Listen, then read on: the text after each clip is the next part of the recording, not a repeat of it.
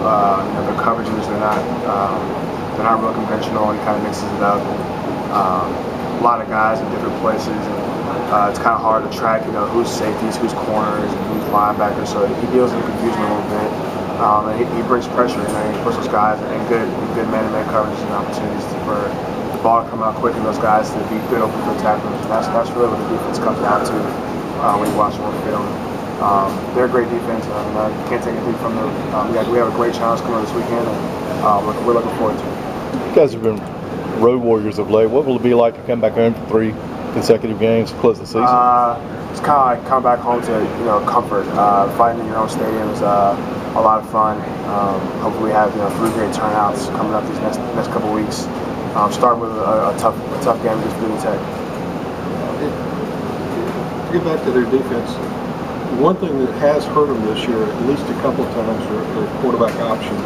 Murphy and the kid at Pitt, Wojtek, both ran really effectively, I guess. Is that something you see in film as a reason for that? Just man-to-man. That's just when a team plays man-to-man, usually nobody accounts for the quarterback when it comes to man-to-man and passing coverages. So you have an opportunity to find rushing lanes and hurt them vertically. But they have a lot of team speed in their different defensive front.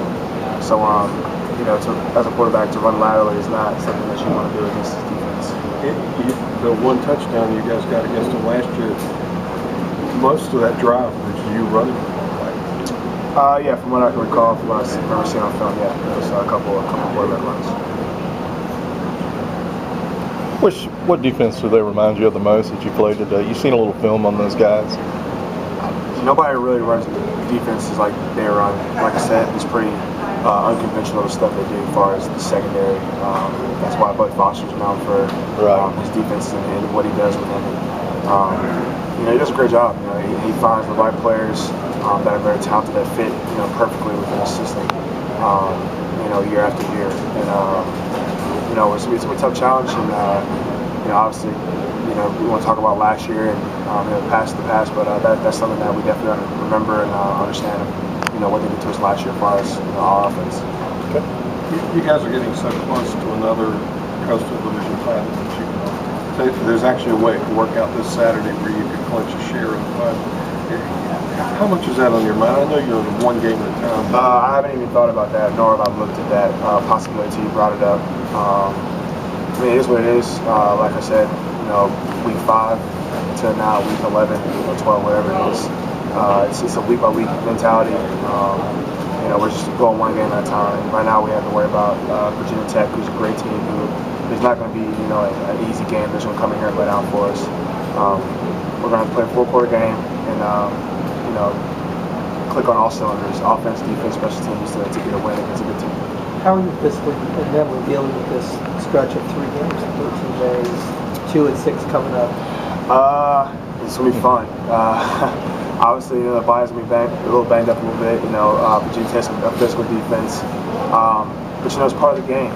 It's why football players are a little different than any other sport. You kind of play through pain more than any other sport. You see guys, you play through bum ankles, pulled hamstrings, things like that. That's why I feel like our sport's special because it takes a certain mental toughness to be a football player and kind of battle through 2 games in 6 days, and understanding that you might have, sprained joints, you might have, bone bruises, and you got to suck it up and practice and then go out and play a game at your best speed potential.